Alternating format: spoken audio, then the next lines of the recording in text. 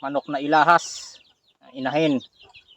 Yon mga katuldok, eto na naman ako, mga amigo, mga amiga. So, galing akong bundok, papakita ko lang sa inyo itong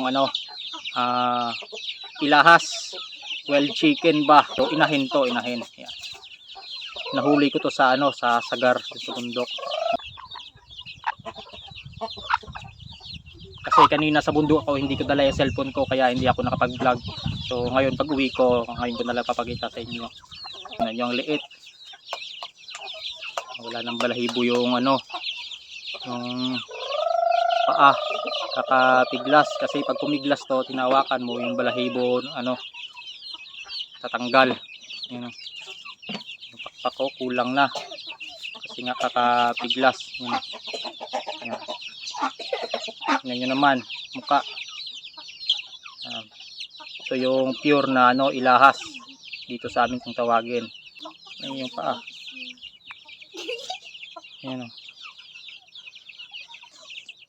Ganda ng paa. May sisiw to mga katuldok pero hindi ko nahuli. Nandun sa bundok na iwan pero malalaki na.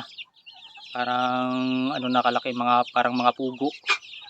Siguro mga 5 piraso yun. Ito yung nakuha ko, yung nanay. Ganda. Hingal kasi pinasok ko sa bag. Tingnan niyo yung mata.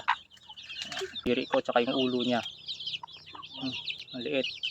Liit din ng ng katawan. Pero bilog, mataba. Yung katawan, yung buntot kunti na lang din. Kasi nagpipimiglas, patanggal. Susunod papakita ko sa inyo kung paano ko ginawa yung yung sagar. Papakita ko sa inyo kung paano ko ikabit. Ayos.